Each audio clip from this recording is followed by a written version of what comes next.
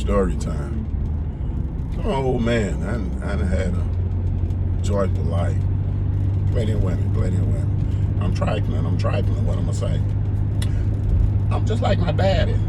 He had 51 kids by a lot of different women. They say the apple don't fall too far from the tree.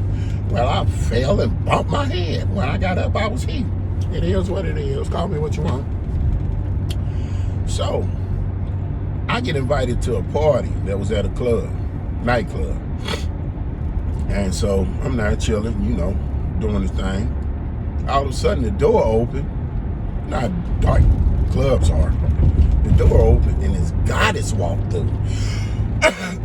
I'm talking about lit up the room. The finest thing you ever seen, what I ever seen. I'm talking about, wow. This lady walks through the door. So, I called my homeboy who was throwing the party. I'm like, bro, come here. Who was that? So, oh, that's my lady's sister. That's a man with her. I don't care. I don't like men. Tell her I want to holler at her when you get a chance. Not in front of a man. He'll be disrespectful. So he did.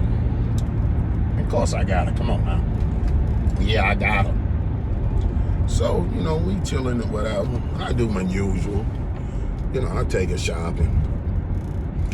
And so, her place, what she wanted to go shopping, wasn't your average store, like Macy's or Dillard's. She wanted to go to Saks Fifth Avenue, out on 40 in Lindbergh in Missouri. I think it was my first time being out there for real, to tell you the truth. So we go out there and we looking around, browsing, trying to see what she want.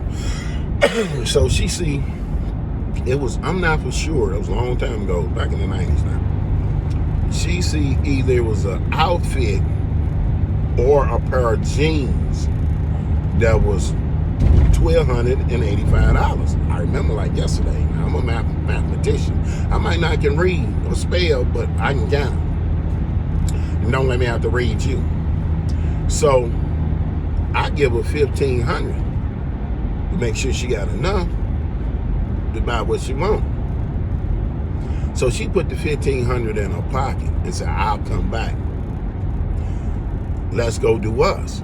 So I'm like, cool, we go have a good time or whatever. So, I give her money quite often to go shopping. And so I didn't like the car she was driving. So do like I do. I take her to the car lot, one of the homies I know, and I buy her a new car. That's what you're supposed to do. I didn't like what she was driving, so I went and bought her a new car. So,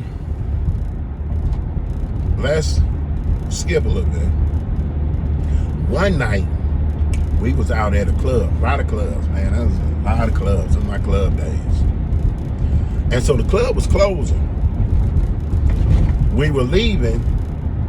So, we was parked on the parking lot. It was raining that night. It was my truck and her car, the car that I bought her, parked beside my truck. So we sitting there talking. Next thing I know, a truck pull up in front of my truck. It's her baby daddy. So he yelling and screaming and hollering and this and that. And she like, come on now, you embarrassing me. Stop it. You ain't right. Well, listen, I ain't finna hurt their problems out. I ain't finna do that. I'm just talking about my trifling, no good stuff.